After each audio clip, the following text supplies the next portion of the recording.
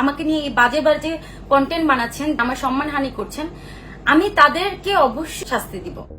ঢাকায় সিনেমার উঠতি নায়িকা শিরিন শিলা, তবে সারা দেশে তার সম্পর্কে আলোচনার চেয়ে সমালোচনাই বেশি। চলচ্চিত্রের পর্দায় তাকে নিয়মিত দেখা না গেলেও বিভিন্ন সময় নানা রকম নেতিবাচক কর্মকাণ্ডের সঙ্গে তার নাম উঠে এসেছে বারবার। ফেসবুক পেজ কিংবা ইউটিউবের অনেক চ্যানেলে তাকে নিয়ে অসংখ্য নেতিবাচক কন্টেন্ট তৈরি করেছেন কন্টেন্ট ক্রিয়েটর এবং ইউটিউবাররা, যার ফলে এই নায়িকার ব্যক্তিগত জীবন একদম বিষিয়ে উঠেছে। নিজের নামে সামাজিক যোগাযোগ মাধ্যমে বিভিন্ন মন গড়া কন্টেন্ট ছড়ানোর অভিযোগ তুলে সম্প্রতি চরম ক্ষোভ প্রকাশ করেছেন অভিনেত্রী শিরিন শিলা। যারা আমাকে নিয়ে এই ধরনের বাজে বাজে ভিডিও বানিয়েছেন তাদের সবাইকে আইনের আওতায় আমি নিয়ে আসতেছি। বেশ কয়েকটি ফেসবুক পেজ এবং ইউটিউব চ্যানেলে এই নায়িকাকে নিয়ে সম্প্রতি বিভিন্ন ধরনের প্রতিবেদন প্রকাশিত হয়েছে। কিছু কিছু কন্টেন্টে দাবি করা হয়েছে সরকার পতনের পর যুবলীগের শীর্ষ এক নেতার সঙ্গে গা ঢাকা দিয়েছেন এই অভিনেত্রী। এছাড়াও শিরিন শিলার বিলাসী জীবনযাপন, তার আয় ও বিদেশ সফর নিয়েও প্রশ্ন তোলা হয় এসব ভিডিও কন্টেন্ট এবং প্রতিবেদনগুলোতে। দাবি করা হয় অভিনয়ের পাশাপাশি অসামাজিক কাজের সঙ্গেও যুক্ত রয়েছেন এই নায়িকা।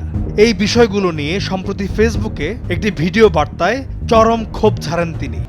আমি নাকি কোন যুবলীগ নেতার সাথে গা ঢাকা দিয়েছি, তারপর আমি নাকি তাদের সাথে বিদেশের সফরসঙ্গী হয়েছি, আরো অনেক বাজে বাজে কন্টেন্ট আমাকে নিয়ে বানানো হচ্ছে।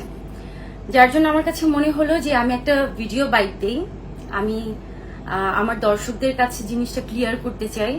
কারণ অনেকে হয়তো আমাকে ভুল বুঝছেন, কারণ যে সকল ভিডিও আমাকে নিয়ে বানানো হচ্ছে এগুলো সম্পূর্ণ মিথ্যা, সম্পূর্ণ গুজব। ভিডিওতে শিরিন শিলা আপত্তি জানিয়ে বলেন, প্রায় 6 থেকে 7 বছর আগে ক্যাসিনো কাণ্ডে কয়েকজন নায়িকার সঙ্গে আমার নাম উঠে এসেছিল, সেটাই আপনারা বারবার টেনে আনছেন। বেশ কিছু প্রতিবেদনে দাবি করা হচ্ছে যুবলীগ নেতার সঙ্গে আমার সখ্যতা রয়েছে, তাদের সঙ্গে আমি বিদেশ সফরে গিয়েছি, যে কারণে সরকার পতনের পরে গা ঢাকা দিয়েছি আমি।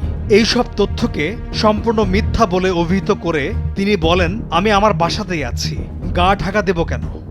আমি কোন যুবলীগ নেতার সাথে গা ঢাকা দিয়েছি, আজকে আমি আমার বাসায় আছি, যে দেখেন আপনারা সবাই আমি আমার বাসায়। এটা সম্পূর্ণই গুজব নিউজ, এটা সম্পূর্ণই মিথ্যা। আমি মোটেও গা ঢাকা দিইনি, আর আমি কেনই বা গা ঢাকা দিব? আমি তো কোনো অন্যায় করিনি। পর্নোগ্রাফির সঙ্গে জড়িত থাকা কিংবা নিজেকে সানি লিওনের মতো মানতেও নারাজ তিনি।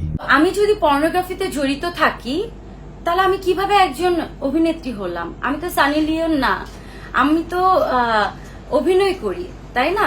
তো আমার যদি পর্নোগ্রাফির কোনো ভিডিও, কোনো লিঙ্ক থাকে, তাহলে আজও পর্যন্ত কেন প্রকাশ পায়নি?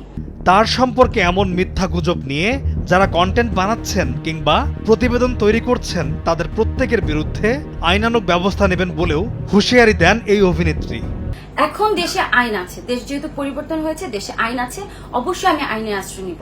আইনের প্রতি আমি শ্রদ্ধাশীল, আমি অবশ্যই আইনকে বিশ্বাস করি। আমি জানি এখন দেশ পরিবর্তন হয়েছে, দেশে আইন এখন অনেক স্ট্রং, আমি অবশ্যই আইনের আশ্রয় নিব।